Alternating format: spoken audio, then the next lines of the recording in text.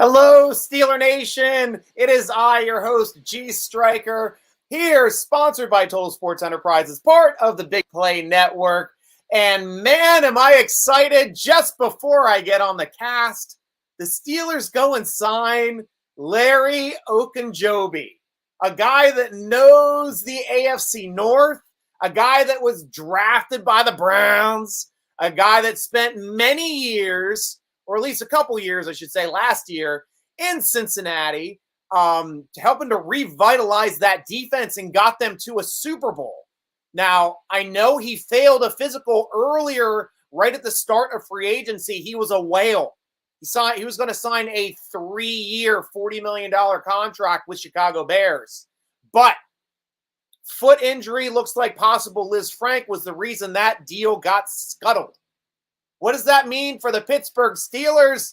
Well, the Steelers signed him to a 1-year contract, and I know his 1-year contract ain't the value that he would have been paid per year by the Chicago Bears, nowhere in that 10 to 12 range.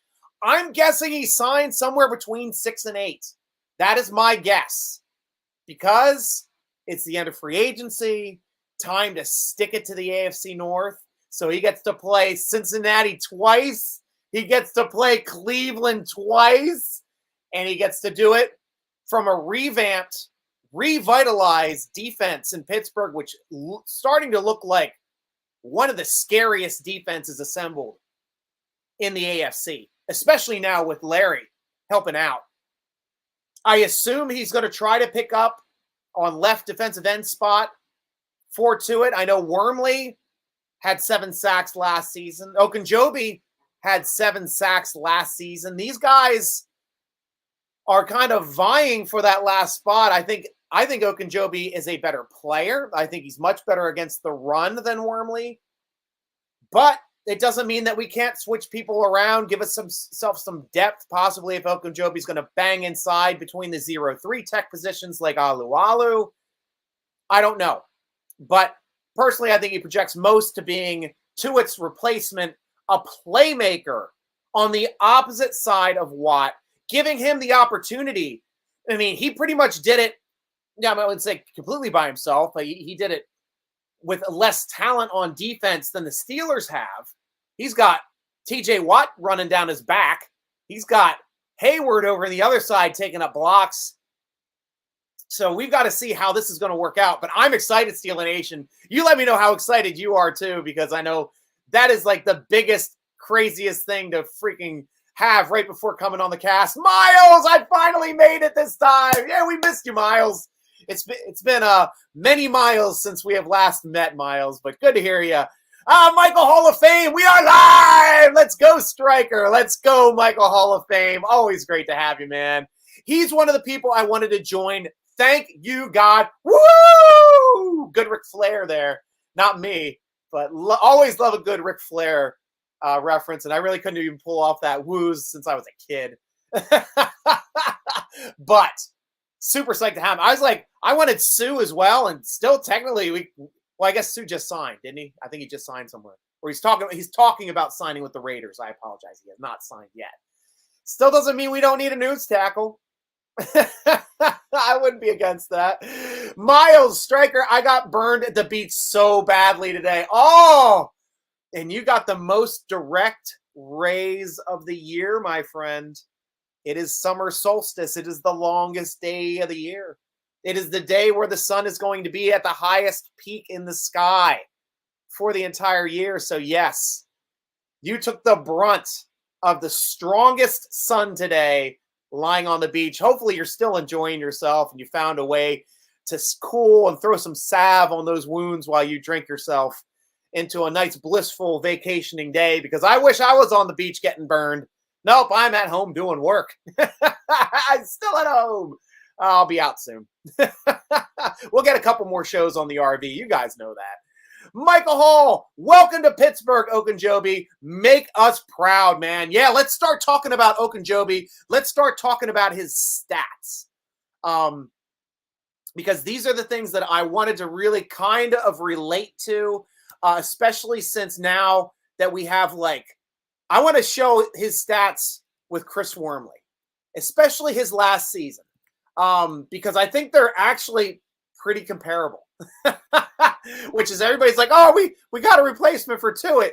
But to me, okay, let's hear these stats. 7 sacks, 51 tackles, 6 tackles for losses, 10 quarterback hits. That's one player. The other player, 7 sacks, 49 tackles, 12 tackles for a loss, 16 quarterback hits.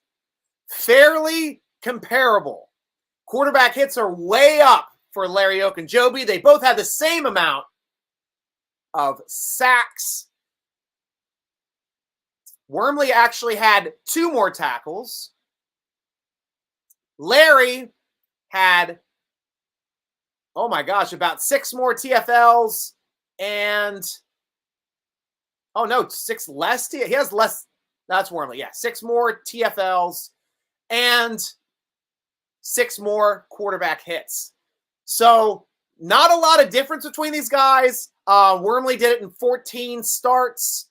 Ogunjobi did it in 16 starts. So not as big of a boost that I was expecting out of that position. Still does not mean I'm not excited about it. I think technically I'd be most excited if Larry was playing the nose in between Wormley and Hayward. Because I think that puts the 3 best on the field, especially with Alualu getting up there in age, missing a year. We'll have to see how this works out. You tell me how you think it's going to work out, Steeler Nation. But that's at least the first aspect that I've seen, which is something else. Because last year was easily Ogunjobi's best season. And also Wormley's best season. I mean, Wormley's sacks coming up until this year, he had a total of 3.5 sacks entering this year. He had no sacks his first year. 1 is his sophomore season. 1.5 his third year in Baltimore before being traded to Pittsburgh. Had 1 sack with us in the previous year before becoming a starter. Had 7 last year.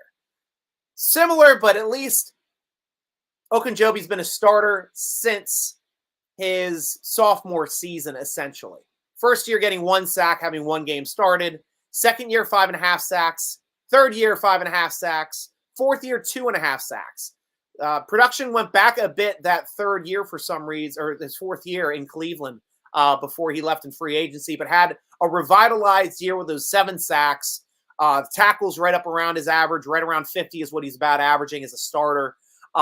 So he's looking like a very responsible guy and very, very capable of getting pressures on the quarterback. And that's something he's had double-digit pressures on the quarterback 3 times in his 5-year career. So that is something that Chris Wormley hasn't had. He's only had it last year. He got double-digit pressures last year. So, what do you guys think about it? Are you guys excited about this? Where do you see him playing? I'm kind of torn between him playing defensive end and nose now, to tell you the truth.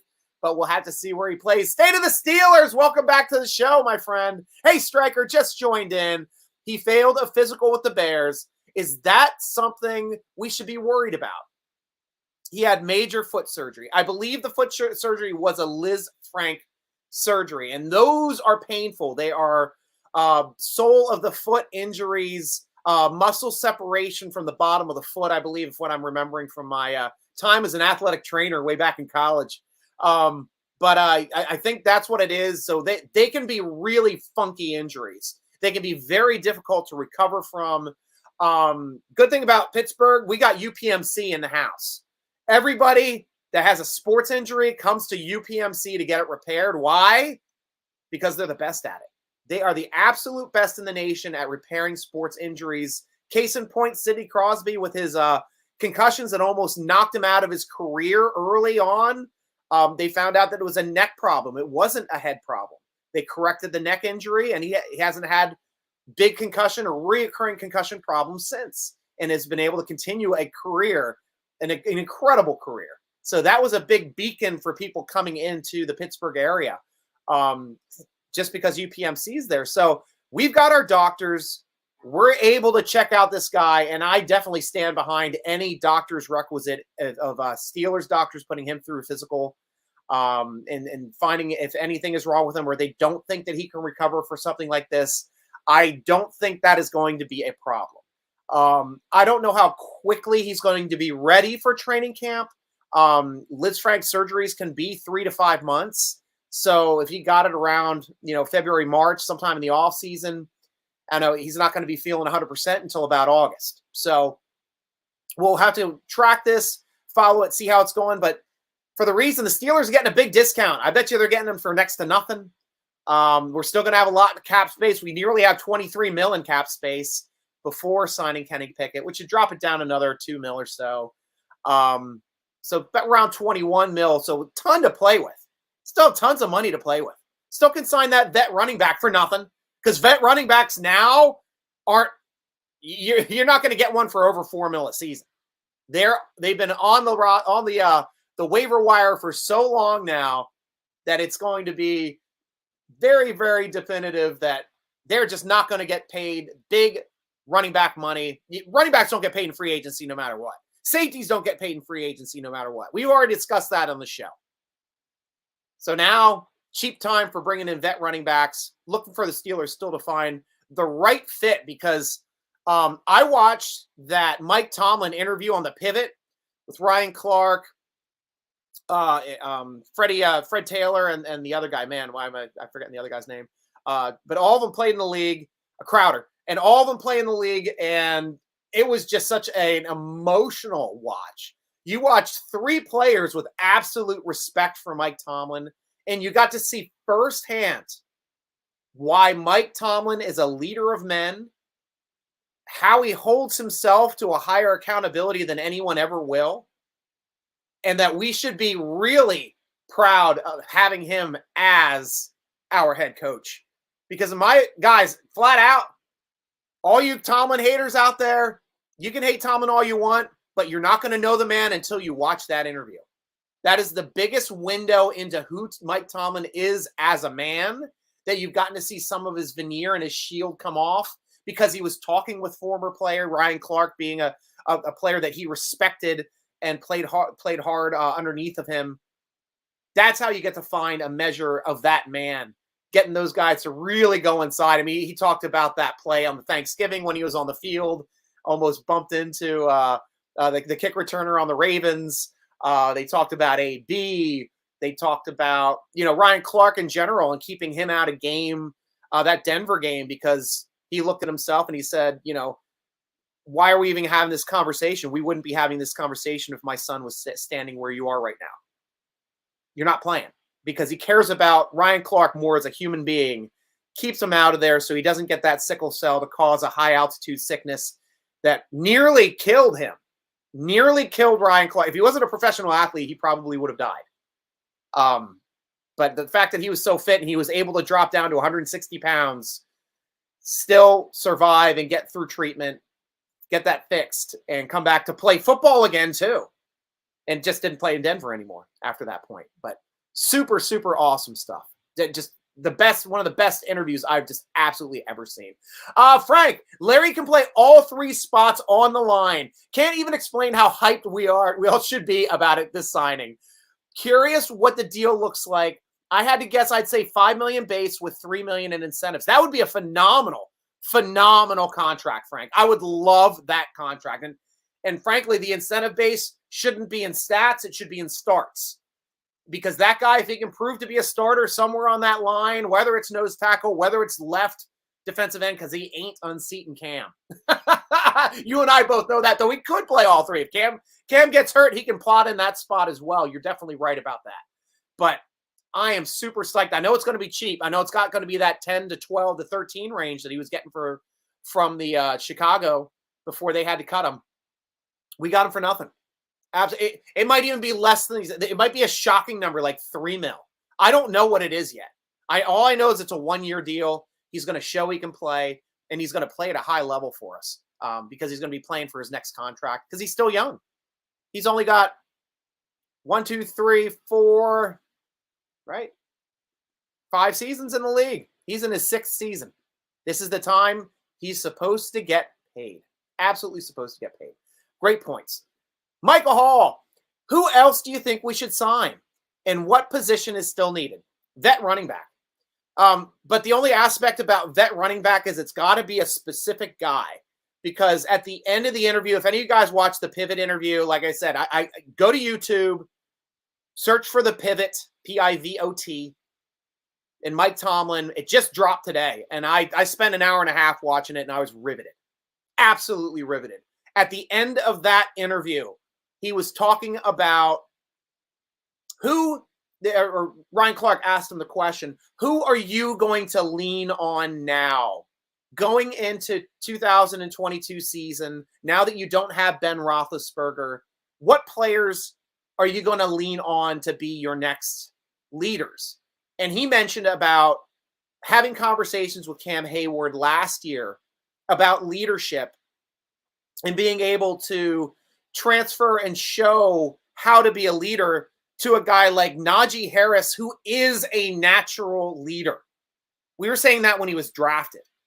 I mean, Najee was showing leadership qualities last year, taking full responsibility, and then plus playing at a level on the field above and beyond what I ever expected out of a rookie, let alone a rookie running back. I mean, this is the kind of rookie running back that I'm now talking about. This is the kind of guy you give a second contract to. This guy is a team leader.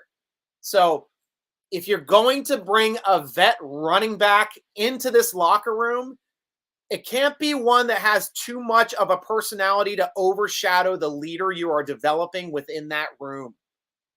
It's got to be a humble guy. It's got to be a knowledgeable guy and a guy that understands that it's Najee Harris's offense. I mean, we're just asking for a backup here, guys. I understand it. This is going to be a Najee Harris offense. And he's shown he's got the wheels to do it and the strong tree trunk legs that this offense is going to run on. Victor Thomas, how you doing, Vic? Wonder how it's going to work with him and Mason, right?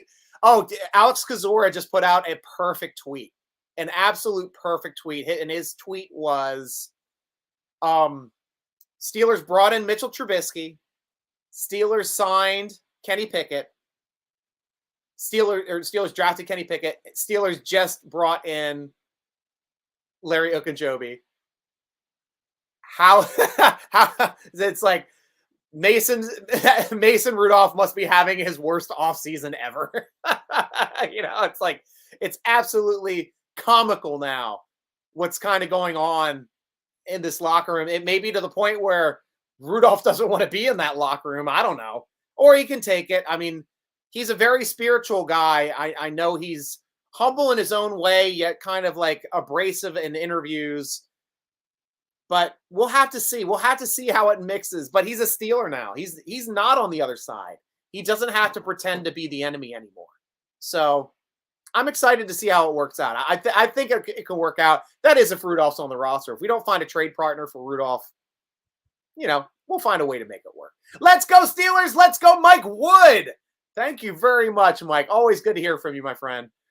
Michael Hall, I still want Johnson to be signed by Pittsburgh to back up Harris. Yeah.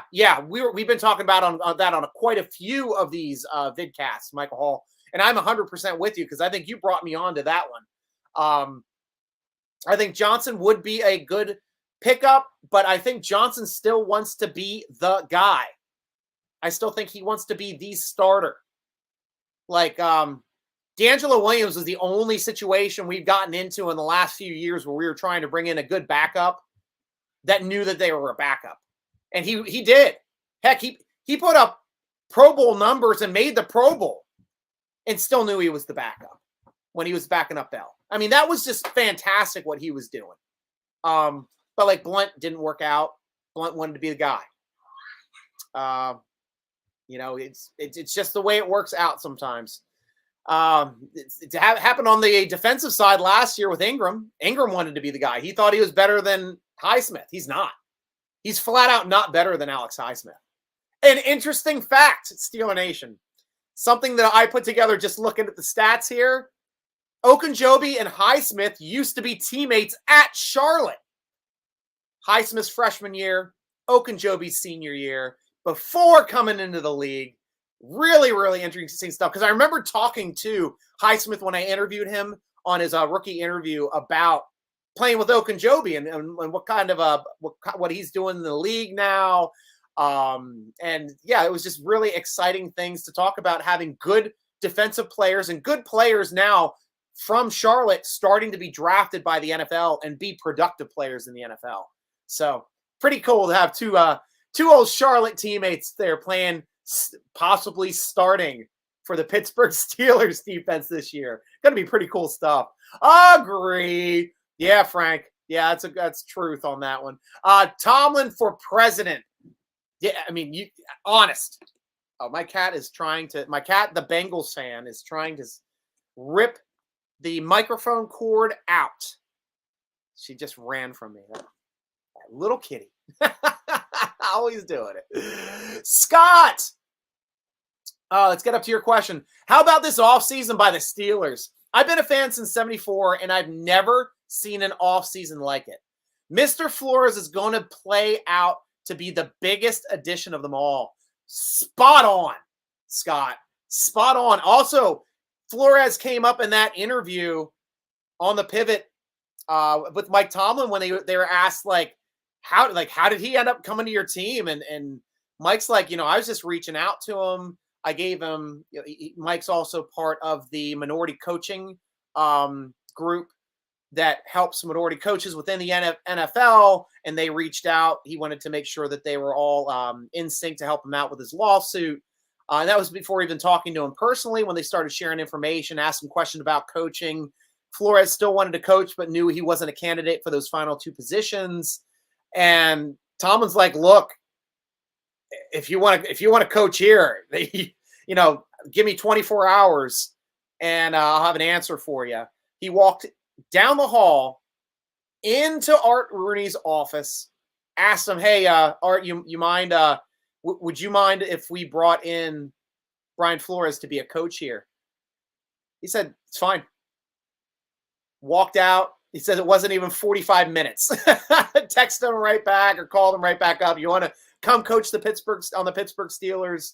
Yes, I do. And that's honestly, Mike didn't want to be disingenuous to the man. He knows he is a head coach in this league. He knows that Brian Flores is a coordinator and didn't want to scuttle any possibilities of him being a coordinator elsewhere or a head coach elsewhere. He just simply said, you are football coach. It doesn't matter what your position is in Pittsburgh. In Pittsburgh, you are a football coach. You are going to help us out wherever we need. And that is exactly what they're going to do. So excellent point, Scott. He was brought in not intentionally at first, but they are more than happy to have him there because even Mike Tomlin knows and is humble enough to accept everything that Flores has to offer to make this team better. And that is just the best for all of us. Absolute best. Stay the Steelers. Great points. Great points. Thanks. Gronk officially retired. Again, didn't we already do this? Didn't Brady retire? It's going to go into week 4. He's going to Gronk want to play football. Gronk smash. And then Gronk comes back out on the field and catches some. Maybe a playoff run. If Brady and them start doing well, we'll have to see. Is Brady coaching the team this year? I don't know. Ran Arians out of there, I'll tell you that. Miles, have you seen that Claypool said he's a top 3 receiver? I'm liking the confidence he's coming into the season with. I definitely agree with Claypool. He is a top 3 receiver on the Pittsburgh Steelers. Probably number 2 in the league. Not yet. I think he has the size, speed, athleticism ratio where the sky is the limit on this guy. I think he's more athletic than Bryant. Oh gosh, Martavis Bryant when we had him, and he was an athletic size speed ratio dude too. I think he's more athletic than Plexico Burress, and we got Burress in the first round. Faster than Burress, can jump higher, can jump a hell of a lot higher than Burress. Burress had the shortest vertical. That's why I always called him the shortest 6'6" receiver we ever had. I swear, I had a higher vertical than him. I always seemed to jump 4 inches in the air. He was never a high pointer. Claypool can high point. And honestly, I think it's going to come down to these quarterbacks and how they use them. And I know Mitchell Trubisky can deliver a football to talented wide receivers. He did it with Robinson. There is highlight film of Robinson snagging balls just watch Mitch Trubisky's highlights. It's essentially a highlight of Robinson snagging balls that shouldn't have been caught by anyone. But Claypool can be that guy. He can, and DJ can be that guy. I mean, they're extremely athletic men. You can't cover DJ in the short area. You can't cover Claypool on the long field. I want him to be used more like DK Metcalf. I want to see him more on 10-yard drags all the way across the field when we finally have this offensive line that can block for 5 seconds and get me a deep drag and watch him DK Metcalf it up the field then after he does it. Because that's the type of player that Claypool could be. It is. I'm waiting for him to put it together. He jumps and falls a lot last season. The first year, he was making play after play after play where he had limited snaps. So I think he can recover. I just don't think he's had that chance to have consistency with the offensive line and the quarterback and the other receivers. Because unfortunately, Juju went down early last year too when they looked like they were going to be a really good squad before that happened. But we will have to see. I still think he's a good receiver. Potential to be great. But definitely a top 3 receiver on the Steelers. Derek Lore. It was a great interview. Yeah, I'm glad you watched it, Derek. There's nothing like sitting down, because every time we watch Tomlin, usually it's on a press conference. Usually it's after a game. Standard is the standard. He uses quips so he doesn't have to talk. He says he hates to talk. He hates to expand. He says he can say things concisely with few words. He gets the point across and he can move on. And that he does better than anybody I've ever seen. Absolutely anybody I've ever seen. But to see the love in that room and the respect, the respect was flat out palpable between all of those guys. And, you knew Ryan Clark had the honor of being the only one in that room to play for Mike Tomlin. You heard Crowder say Mike Tomlin lost out to Cam Cameron to being able to coach the Miami Dolphins. And Crowder lost it because Crowder would have loved to have played under Tomlin. Same thing with Freddie Taylor. He said the only two teams he wanted to play for after Jacksonville, Patriots and Steelers. That was it. That was absolutely it. And had nothing but glowing things to say about Mike Tomlin as a man, Mike Tomlin as a leader of men, and Mike Tomlin as a head coach in the NFL. Just, it was a perfect interview. Absolutely perfect interview and a must-watch for any Steeler fan. Must-watch. The Pivot interview, YouTube, guys. Watch it. It just came out today. And I'm glad that so many of Steeler Nation has already seen it because we get to discuss it. That's pretty much what this show is. It's like, hell, I don't have much to talk about. Well, I'll watch this interview. They got tons to talk about off that interview. And then we go and sign Ogunjobi right before I start. So, hell, that's a cherry on top there, boys. Miles, now is that for the league or the team? Exactly. That's it. You guys got mine. We're all sick on the same path there, Michael Hall. I know you're the jokester.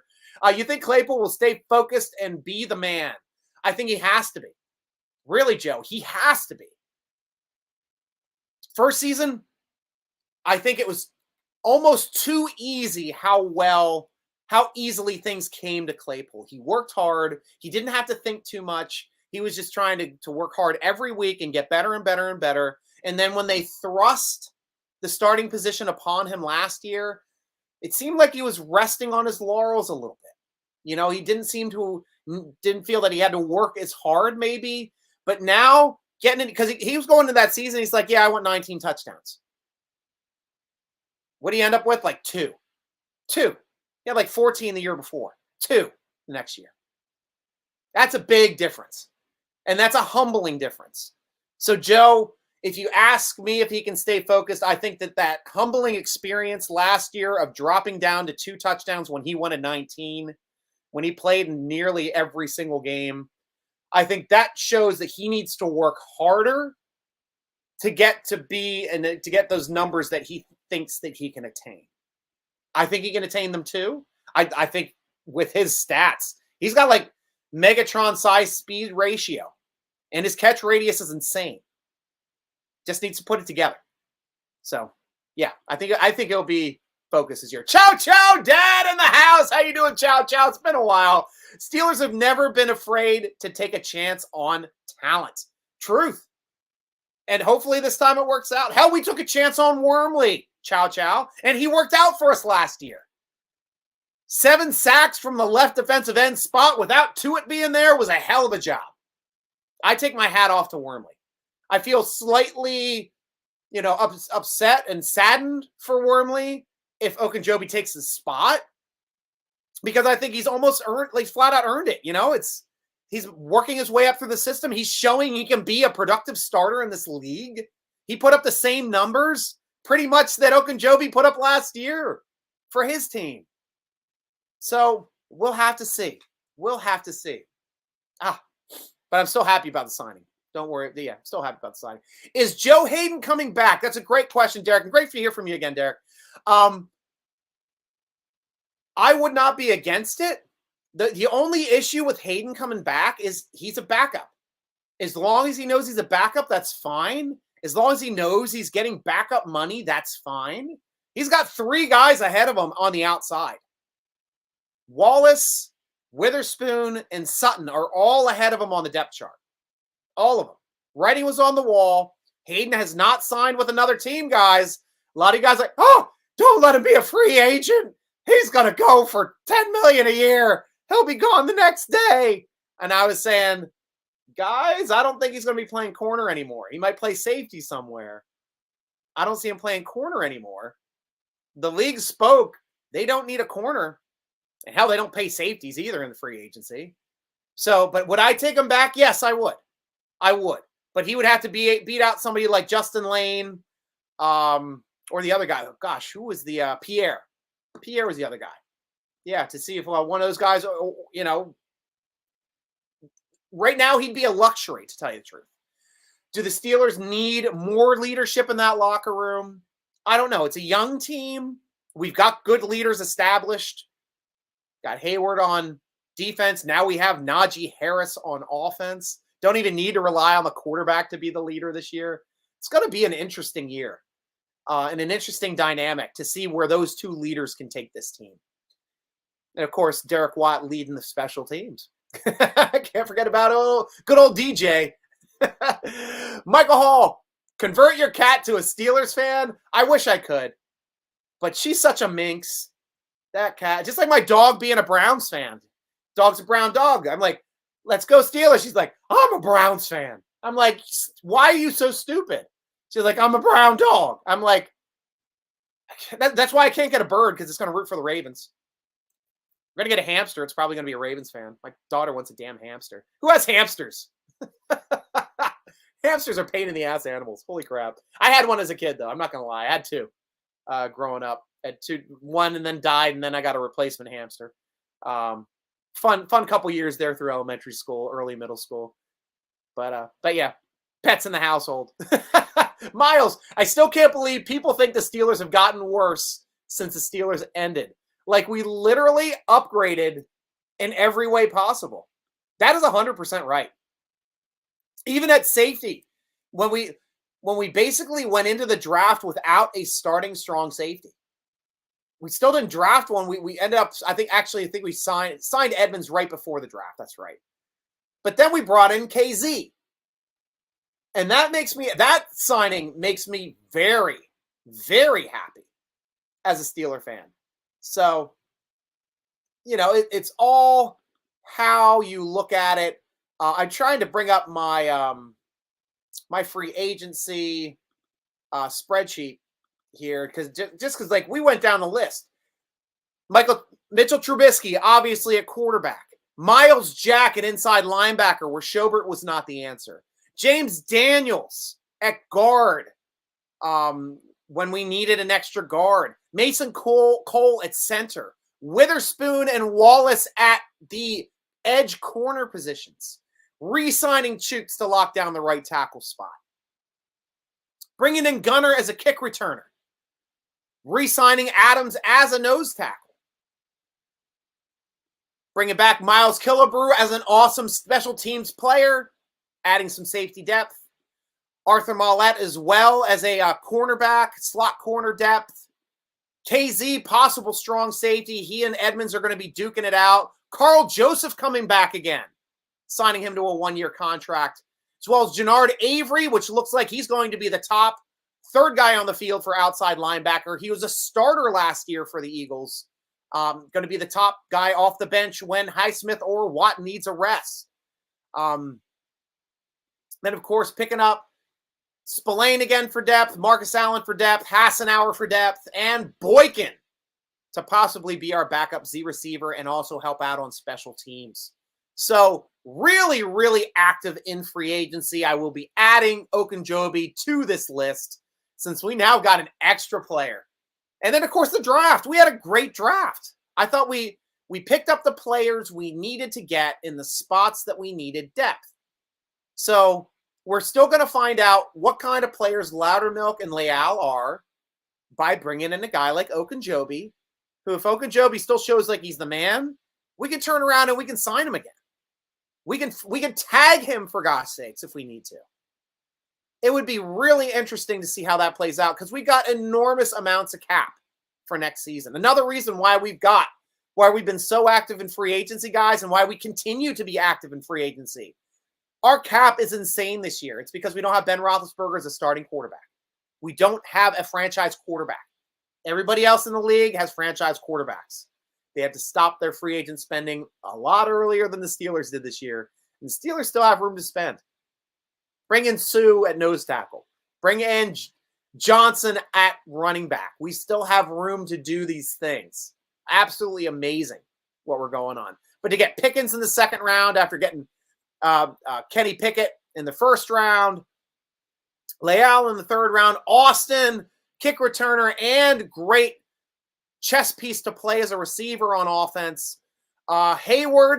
Connor Hayward coming in at tight end and special teams. Mark Robinson, special teams and linebacker. And, of course, Chris Olodikin probably going to be our practice squad quarterback this season.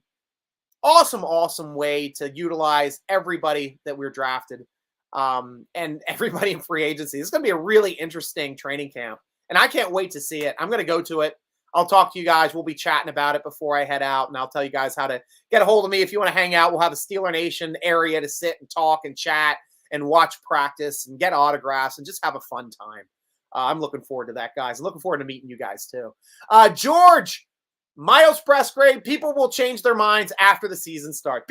Steelers fans change their minds every week. It's part of being a fan, guys. All the Yinzers getting upset over this or that or this, Yins or Yats. All comes up. Whether you're uptown or downtown, doesn't matter. You'll be upset over something. Something always pops up. Michael Hall, show hands. How many of you think when Ben retired, Brady retires after to steal his spotlight, then unretires? I think Gronk is trying to do the same thing. Why? Is there a good tight end that retired this year? Is there a great tight end that he's trying to steal the spotlight from? No, I think, honestly, I think that retiring thing for Brady was leverage for him against the Tampa Bay Buccaneers for them to fire or not retain Bruce Arians as their head coach. Because Bruce Arians has already flat out said if Brady didn't retire, he'd be the head coach. So that tells me that Brady was saying to the brass is saying, okay, we're going to have Arians come back again next year. Hope you're coming back too. He's like, nope, I retire. What do you mean you retire? You still got a lot of football left ahead of you. Yeah, I know, but if Arians is the coach, I'm retired. I tell you, balls to donuts. I just made that one up. Balls to donuts. That's the way it played out in Tampa Bay. And that ownership is just as weaselly as the Crafts, just as handy as the Crafts. Because it happened in Florida. Right? I think that Super Bowl was in Tampa Bay, wasn't it? Yeah, Kraft, it was. Yeah, it was. Yeah. Interesting. That's probably the way it went down. And that might have went down under the table too. That's how you That's how you grease the wheels with these NFL owners, from what I hear. But man, I just need to be an NFL owner. Hayden is 100% retiring. Yeah, especially if nobody gives him a chance, Miles. And to tell you the truth, if he's 100% retiring, I bet you balls to donuts, 100% retiring as a Pittsburgh Steeler. Absolutely. Absolutely. And he's not going to retire as a Cleveland Brown. He played way more years for the Brownies than for us. What's he going to do? Retire as a Steeler. He's going to come back for that press conference. I'm telling you. Michael Hall, at this moment, it was neither Matthew or KZ, but since New Orleans signed Matthew to bring him back home, we got the second best safety in KZ. So it's a win-win either way. And I'm still great and fine having Edmonds on the team for depth. I hope and pray, please, football gods of the black and gold, I pray to you on my bended knee that KZ can find a way to win the strong safety starting spot and be the next starting strong safety for the Pittsburgh Steelers for the 2022 season. Amen. Honestly, guys, we were talking about it. Many a Vidcast, couple podcasts, KZ's name came up often as being like, I was 100%. You guys know I was 100% sold into Honey Badger. I wanted Honey Badger when he was draftable. That was the Bell year. I wish we took him in the first round instead of Jarvis Jones, which he ended up going in the third round or something. But if we took Honey Badger in the first round, man, that draft would have been insane. Absolutely insane. And I think that would have given him a couple years to play with Polamalu, I think. Yeah, I think he would have had a couple years with Polamalu to learn under Polamalu. Holy crap. Wow. Yeah, it would have been something else. I know it's right toward Polamalu coming out. So that's why I really wanted Tyrann Mathieu horribly in that draft. But I'm fine with KZ. KZ is a great number 2. Very fine with that. Michael Hall. People we keep putting us down saying we got bad this and that. It just adds more fuel to the fire. We are now a team to watch in the next year or two to make it back to the big stage. And that's something that we always talked about was a Super Bowl window. It's like your Super Bowl window is only open for so long. We had a large Super Bowl window for just having Ben Roethlisberger on this team gave us an enormous Super Bowl window, essentially a 17-year Super Bowl window. And that was something that we always expected. These defenses are still Super Bowl capable. I look at this defense right now. I think this is a Super Bowl defense. I really do. So if we have an offense that just doesn't make mistakes, doesn't turn the ball over, and is efficient enough to get us 21 points a game, hopefully 24 points a game, you could win a Super Bowl with that team. You really could. It's a young team. The sky is the limit. You know, this is what we do. Steeler fans talk ourselves up for a Super Bowl every season. But I am legitimately excited for this year.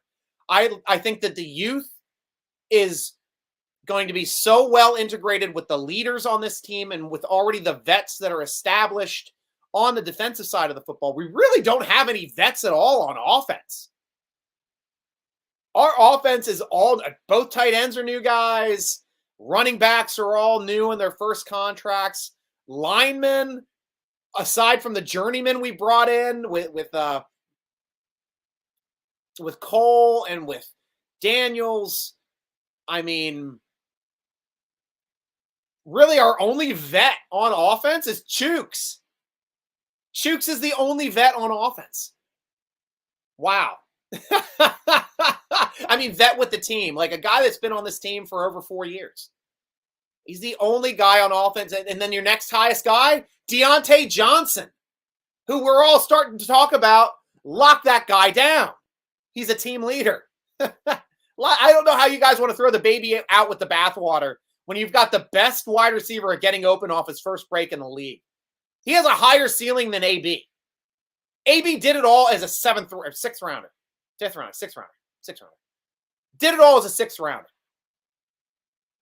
But he had to work hard to get there. Deontay Johnson's working hard too, don't get me wrong. But he had a higher ceiling coming to this league. There's a reason why he went in the 3rd round and not in the 6th round. Deontay Johnson can play in this game. And man, just making a Pro Bowl off of showing how he gets open and how he makes plays for Ben Roethlisberger, who had to get the ball out in 1.5 seconds. Man, look out when you got to get the ball out. When we got an offensive line that can get the ball out in 3 to 5 seconds, look out. It really doesn't matter like how good your quarterback is. If you give your quarterback 3 to 5 seconds, he's going to make plays. He's going to make plays downfield, and your receivers are going to make plays for him.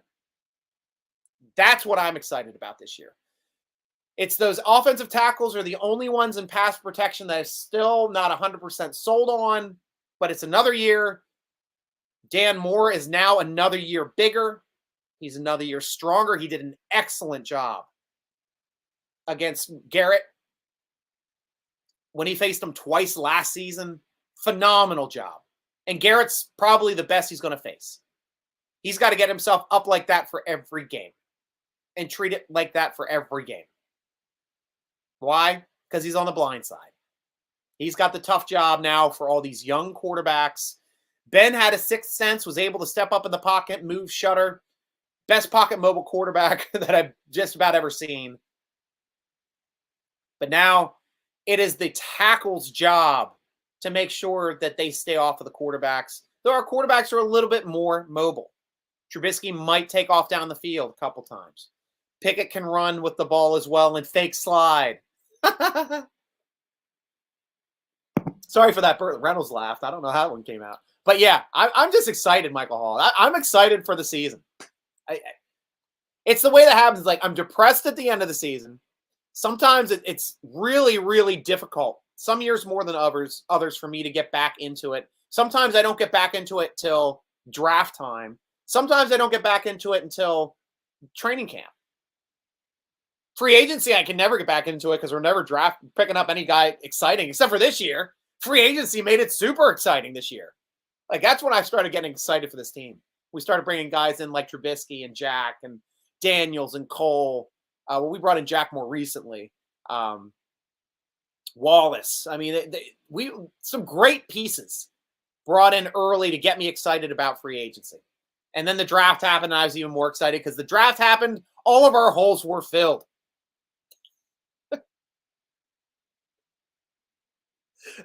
I did like a hardworking porn star was my only reference to that. All of our holes were filled. But that's where my mind goes for analogies. but that was the easy way to enjoy the draft. Didn't really have to draft and jump up for everybody. So we got the players we wanted. Might have taken a risk at quarterback, but we got the guy we wanted. We got the top quarterback in the draft, according to our sheet, according to 32 teams. Or 20 at least, because 20 drafted by the time we did. But nobody else wanted to jump back up ahead of us. We took the top quarterback on the board. And that is rare. When is the last time the Steelers have taken the top quarterback in the draft? I think we might have to go back to Terry Bradshaw when we drafted number 1 overall.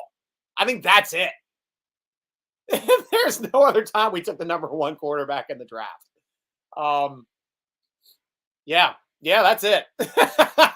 Just off the top of my head, you old heads can correct me if I am wrong, and I'm happy to be corrected, as you guys always know I am. But that's you got to put that in perspective. Kenny Pickett might be the first quarterback taken in the draft, overall quarterback taken in the draft by the Pittsburgh Steelers since Terry Bradshaw, and that's in like 1969. That's back then, around there. Wait, 69, wasn't that that Knowles' first year he drafted, that would have been 70. Sorry, 70 draft. Yeah, 69 he drafted Mean Joe Green. That was his first draft. I think Brady did it for sure. Me too. Me too there. I don't know how to pronounce your name, Dancine. Love the name. You can correct me. You can pronounce it, put it out phonetically, and I will never forget it. So awesome to have you on the show. Welcome to the show. I'm glad Facebook is up and working. Thank you so much to Justin McGonigal, our fearless leader, for getting the Facebook links all fixed so you guys could chime in again. I'm sorry, Twitter. You guys can hear and watch the podcast, the vidcast live, but you cannot comment for me to see it in real time. unless I guess I just open up my phone and look at it. I could start doing that. I should open up another window. What am I thinking of doing? Hey, Striker, go Steelers. Hey, Ian, how you doing? There's an old head. Like I said, old heads can come here and correct me. Love seeing you on the show, Ian, as always. What am I drinking, boss? One of my favorite all-time beers, and it's one of my go-tos, especially for the summer. Big Wave by Kona. And I was big into Big Wave even before it was distributed nationally over here. I went to Hawaii a couple times. I went out to California where they did distribute it in California when I was out there with my music days. Big Wave was one I'd always kind of pick up. It's got a slightly like mango hint to it, very slight, but it's a very easy drinking summer ale. And I will go to this over any Sam Adams summer ale. But all of those, like anything from Maui Brewing or from Kona, those beers are freaking phenomenal. Absolutely. And if you're lucky enough to be on the Big Island and actually go to Ola Brewing, Ola's fantastic. Big Kahuna, I think, is in the center of that island too. Fantastic stuff. I traveled those islands and went to their breweries, so like I've got some big opinions. I went to some on Kauai. I went to some on Maui. Mostly the big ones on Maui. I didn't really hit any of a couple of the smaller ones, but they were fine. They were some fine ones. Miles Watson settled today 20 of his 24 civil cases, and I'm glad you brought up that number, Miles, because I'm getting sick of seeing the reporting on this stating that Watson has settled all but 4 of his cases against him. No, the correct number to state is he settled 20 cases of sexual misconduct against this man and still has another 4 pending. This guy's a menace, ladies and gentlemen. And if you work in the massage area, especially if you are a sports masseuse, where it is a serious business to rub out, those to get the knots out of muscles for ideal performance. And I'm not talking about the one-eyed Willy pumps and all that stuff. They don't do that.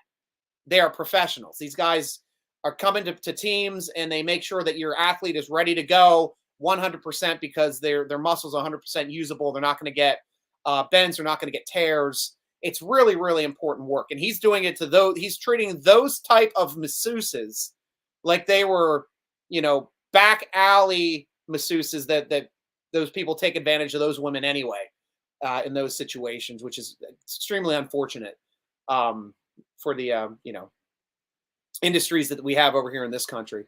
But yeah, 20 settled 20 of his 24. He still has twice as many pending than Ben had issues come up that never went to court or that he had to settle. Well, I guess technically he did settle the one.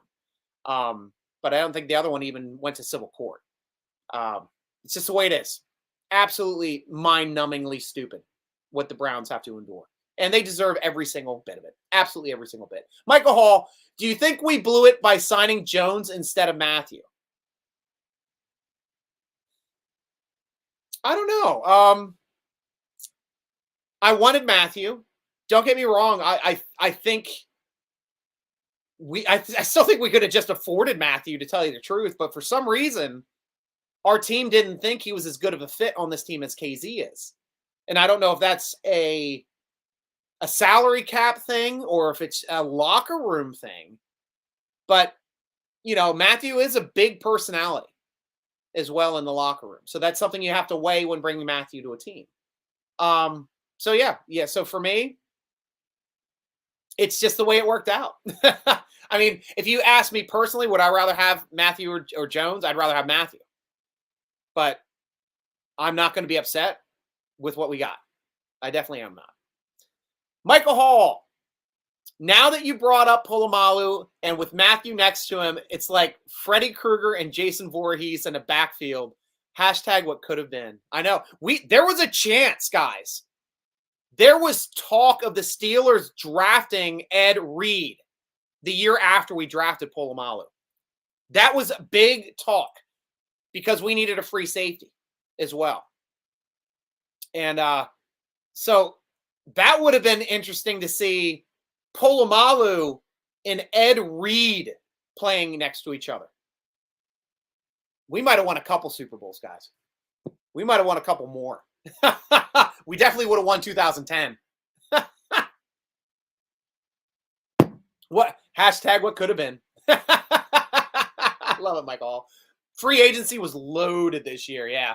And we did a good job utilizing our team history, our respect of our ownership, and the respect of our coaches to be able to bring in the best players possible and to get them all motivated to want to play for this team. Like this is probably the most free agents coming to our team in one season that I can remember. I mean, just going down this list, I got to include our boy that we just brought in today, Ogunjobi. So that's one. We're up to 21 free agents brought in. Not all of them obviously starters, but 21 out of your, which looks like most of these guys are making the roster. The ones that are going to be, the only bubbles I see on this roster, Carl Joseph, because it's going to be between Carl Joseph and Killebrew maybe. Now, Killebrew is probably going to be coming in as a, oh man, I don't know how that's going to work out. Because now you got Sutton, you got Killebrew, you got Norwood working at safety. You got a lot of safety talent here. A lot of safety talent. Joseph, Fitzpatrick at free. Edmonds and KZ, and technically Mallette also can play strong. Or Killebrew, I meant, can play strong. Yeah, because Mallette's a corner. There is one of those has got to go. One of those has got to go. And now bringing in Ogunjobi, it may mean Adams loses a seat. Gunner still isn't 100% of making this team. I'd like him to make this team. He's got to show he can be a receiver also, honestly, to make this team. And bringing in Austin made it a lot tougher for him now. J.C. Hassenauer probably can be a switchblade here on making the roster and just being able to plug a hole in a lot of positions. But then again, so can Green. And Green's going to be above Hassenauer on the depth chart. Then the other ones being Marcus Allen Spillane. So, and Haskins. I did list Haskins in this list because he was brought in as a free agent. Unfortunately, he's not on the team anymore. So out of the 20, God rest his soul, by the way. Out of the 20 we brought in, I could see all 20 making this team. But more realistically, probably going to see somewhere between 16 and 18 of them making this team. That is a whole side of the football, essentially. That is a lot of players. And we got 1, 2, 3, 4, 5, 6, 7, 8. 8 of them will be starters. 8 of them. Ogunjobi, Trubisky, Jack, Daniels, Cole, Witherspoon, Wallace, Okorafor. And then it's going to be either Edmonds or KZ as that strong safety. That's 8. I mean, that is if you don't count your starting punt kick returner. If Gunner does that, that would be 9. Rest of them are depth and good depth pieces. Multiple position caliber, special teams caliber. Guys that can help us all over this field. That's just, they did such a great job in this offseason of free agency. I am just psyched. Absolutely psyched. Reward Striker! Awesome. Well, we do need to buy Miles Jack jerseys to match. Yes, you need to get all the Miles jerseys, Miles. Hopefully you can win an autograph signed Miles Jack jersey over from our sponsors at Total Sports Enterprises. I'm keeping my fingers crossed for you, Miles, when that one pops up. Ian White, who do you think is going to be starting for us this year? It's all over the place, and I'm kind of at the end of the podcast, the vidcast now, so I'm not going to really jump into it. I'll go over the offensive line quickly because that's the only one that's really going to be big is offense. And that's DJ, Claypool are going to be your starters. I think Pickens is going to be the slot to start. Left to right, it's going to be Moore, Dotson, Cole, Daniels, Chooks. You're going to have tight ends, number 1 on the field, obviously. It's going to be Freiermuth. And then Mitch is going to start. I'm going to have him as a starting quarterback. And Najee, of course, is the starting running back. So that's the way three wide receiver set. Defense is tougher. We went into this last week as well. Defensive line is pretty easy. Now it's a little tougher with Ogunjobi there.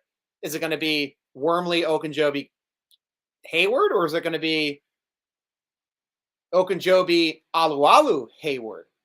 That's very interesting to me. That's something that's training camp is going to sort out. Linebackers are locked in. Watt, Jack, Bush, Highsmith. Safeties, we know we got Fitzy at the one. Second one, you're still not sure about. I hope it's KZ. Might be Edmonds. 2 outside slots. That's the crazy thing. I do not know how out of the 3 people who are going to be the number 2. The two starters. Is it going to be Sutton and Witherspoon that were on the team last year, or is Wallace going to pop his way up there and they're going to throw Sutton in the slot? That's it.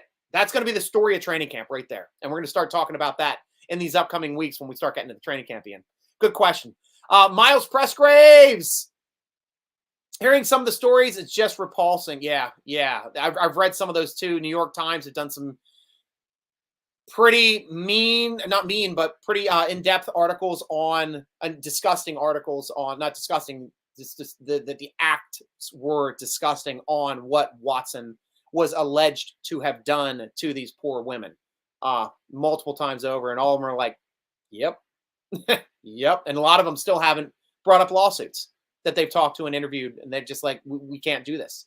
Some women just can't do it. So, there's probably another 24 out there that just can't bring themselves to have to show up in court to face a guy like this again. And that's disgusting. Absolutely disgusting. Reports that the Panthers are interested in Baker and they want the Browns to pay half his salary. That's better than the Browns having to pay for all of it because Baker ain't playing for him this year. And no matter what, Browns are locked into that $18 million. Locked into it. Can't get rid of it unless they trade him. And that's the only way they're going to trade him is if they're going to have to pay part of his salary. And honestly, that's it. That's absolutely it. Michael Hall, with that being said, see you next week, Stryker. A toast to you and this perfect and fun vidcast every single week. A toast to Kuiper and however much time he has left. And a toast to Baltimore needing a tight end. A toast to you, Michael Hall. Always good to hear from you. By the way, the Steelers look like the San Diego Padres, a fun team to join and play for with young and veteran players. I'm liking it this year. Okay, see you, Stryker. See you, Michael Hall. Good to hear from you. Scott, I want to hear from you because this is one of the first times I've seen you on the show. I believe we have a few undrafted free agents that can make this team this year, especially those 2 running backs. Yeah, that is definitely the case as well. I think we had running back wise, Jalen Warren out of Oklahoma State was one of them. Jeremiah Hall is a fullback. I know that. But the other running back, I know I was a little bit higher on. Mateo Durant out of Duke. Yeah, that's the guy we started to talk about. He had 1,241 rush yards last year, 9 touchdowns, 27 receptions, and 258 yards, 2 touchdowns receiving. Can play both ways. And guy that can play both ways is a guy that's going to make this team. So to me, Scott, it's either going to be right there, the guy that just Durant making the team, or it's going to be McFadden because they both have the same skill set. So we'll have to see who can do it better and who can stay healthy. McFadden, you got to stay healthy, man. You got all the talent in the world. You just got to stay healthy. Ian White, I think we will all be okay. D-line, even though Tuitt retired. Especially picking up Ogunjobi now, I think we're definitely looking a lot better too, and it's not the steel curtain, but I think Cam Hayward is just as good as those steel curtain guys could play down there with them. But yeah, if we can solidify the other 2 spots, it's going to be fun to watch. It's going to be real fun to watch. And Miles Durant could definitely be the number 2. We don't even need a vet running back. Yeah, we'll have to watch. We'll have to see how training camp plays out. If injuries happen, I think that's probably the way we'll bring in a vet running back now, just the way it's going. All right, Steeler Nation, it's your turn. You can chime in. I'm going to be doing the rundown, and I'll go to you guys last, as always, at the end of the podcast. But thank you for joining us for another great Steeler Nation vidcast, sponsored by Total Sports Enterprises. Be sure to check them out online at www.tspei.com. tseshop.com. Be sure to follow them on Twitter at Total Sports ENT to be able to win one of these signed jerseys.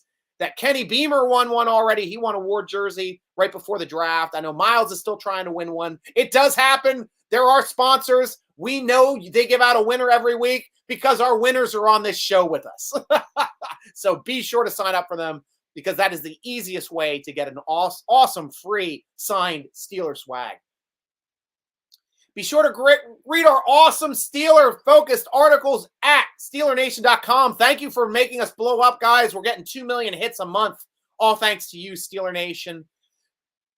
Follow us on Twitter at Steeler Nation, Instagram at SteelerNation.com, Facebook at SteelerNation.com. This podcast at _SN Podcast, Steeler Nation Podcast, over on Instagram. And, of course, follow me at SN Striker, Steeler Nation Striker, abbreviated to SN Striker on Twitter, on Instagram, and now on Tickety Talk. Yes, on Tickety Talk. So I'm over there too. Subscribe so I can get up to 1,000 so I can start doing my show live, for gosh sakes. And I want to do it live on TikTok as well so we can all talk about the Steelers stuff together. So great. Go to you guys last as always. Miles, good show, Striker. Thank you, Miles. And as always, I will be here rooting along with you always, Steeler Nation, especially Miles Pressgraves. Go Steelers!